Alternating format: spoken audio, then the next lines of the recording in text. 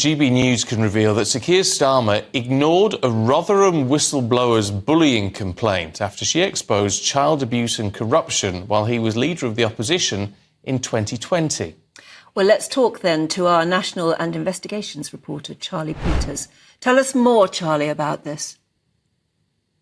Well, her name is Jane Senior. She was the whistleblower who exposed the scandal in Rotherham. She worked with a reporter from The Times called Andrew Norfolk to expose an appalling travesty in that South Yorkshire town, with a report released in 2014 showing that some 1,400 children, at a conservative estimate, had been sexually exploited and abused by gangs of predominantly Pakistani men in Rotherham from 1997 to 2013. And very soon after this scandal broke, there was another report which exposed the incompetence of Rotherham Council at the time, and indeed measures that they took to cover up this scandal.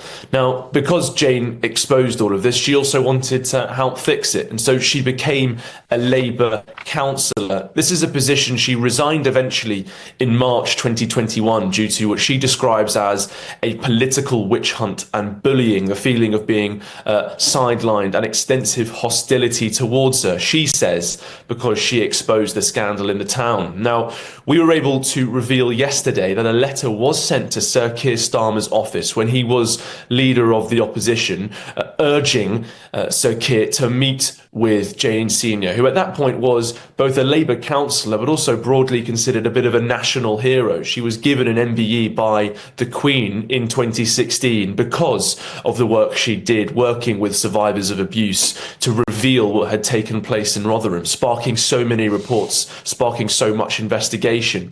But he ignored this letter which said that she was facing appalling bullying, that she was being sidelined and she needed support to explain the situation. We've seen correspondence sent by Sir Keir Starmer's office that simply says, unfortunately, we won't be able to facilitate a meeting. Oh, but here is an online form for processing complaints. Now, some who might defend the now Prime Minister on this case could point to the fact that if there are complaints in the Labour Party, then they do need to be put through this sort of online form process. But fundamentally, I think what we've seen as a political reaction to this story, with both Kemi Badenoch from the Conservatives and Rupert Lowe from Reform and plenty of other commentators as well, they're all saying that, well, Jane Senior did have that national hero status. She was being bullied. Why didn't you take the time to meet with her, especially considering the reputation and fear that people had around the Labour Party and the CSE scandal and all the cover-ups? Many people have said that they have just snubbed Jane Senior at her time of need, and she walked away from politics soon after. I mean, what is interesting in all this, of course, is it adds to the current situation where the government is being accused of trying to sweep all of this under the carpet by not wanting a full public inquiry. Kemi Badenoch's written in the Mail, hasn't she, today, saying it's time there was one. And again, almost just pushing aside the complaint, saying, well, the Conservatives had 14 years to do this and you didn't. She's saying, well, it's a new party now with a new person in charge and we've got to take this seriously. Yeah, it's an extraordinary discussion that's taken place this week since GB News revealed on Wednesday that Jess Phillips, the safeguarding minister, had rejected calls for a government-led inquiry into Oldham. We revealed that the letter was sent in October, well over 3 months after Oldham asked for this review. That then led to Kemi Badenoch calling for this national inquiry after Elon Musk shared the reporting by GB News, which generated quite an international conversation about this issue. Now, Kemi Badenoch, in calling for that public inquiry and the criticism they've received over what they did in 14 years years, a lot of it very justified. A lot of survivors that I've spoken to over the years were not impressed by the general approach by the Conservatives. But towards the end of those 14 years, there was some action. They did commission an independent inquiry into child sexual abuse, but it lost sight of its target. It didn't look into grooming gangs. It didn't report from any towns where there were credible reports of that kind of on-street child abuse gang operating. It also only mentioned Rotherham once in 400 pages. So a lot of people say that report was insufficient. We need a public inquiry that focuses very intensely and solely on this grooming gangs crisis, because we've found up to 50 different towns and cities where this has been going on, but we've never had a national investigation, a national inquiry to reveal all of those problems. They'll also point to the fact that in 2023, after a GB News investigation, the government launched a grooming gangs task force. And if people are concerned that this problem isn't still going on, that task force made over 500 arrests in its first year and protected some 4,000 victims. A lot of people point to that task force and say, clearly, we need to learn from history, but we also need to start acting more now.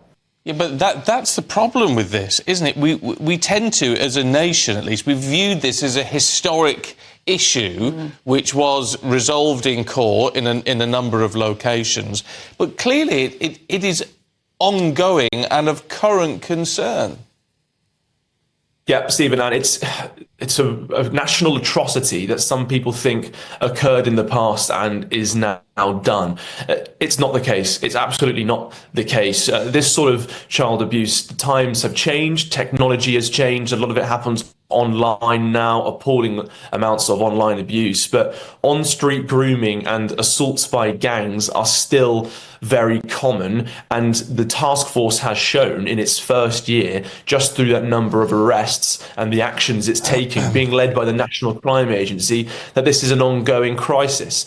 Another thing that survivors point to when you speak to them about their demand for a national inquiry is that they've only had 4 localised reports. You've had Rotherham, Rochdale, Telford, and that small review in Oldham.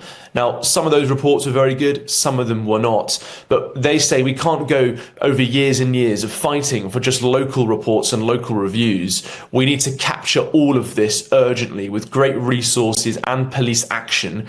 And further, we need to ensure that public officials who failed are held to account, because all too often there have been cover-ups, people have failed enormously, people have told investigators to look the other way due to fears of racism. And that has led to a situation where public sector officials have failed and then walked away with a pension or a brand new job. For a lot of survivors, that's an appalling kick in the teeth, and they want this national inquiry to finally change that crisis. OK, Charlie, we'll leave it there, but I know you won't leave it there, which is terrific. Well done. Thank you very much indeed. We will have to read out, though, what the Labour Party, for instance, say in reply. They've said all complaints are treated seriously and thoroughly assessed in line with our rules and procedures. Complaints are assessed via a specific process independent of the leader's office, and this was clearly signposted in response to this correspondence at the time. Meanwhile, the Home Secretary, Yvette Cooper, has said in relation to Jess Phillips, as Safeguarding Minister, that Jess Phillips has dedicated her career to tackling sexual violence and abuse and to being a voice for victims and survivors of the most terrible crimes, including child sexual abuse.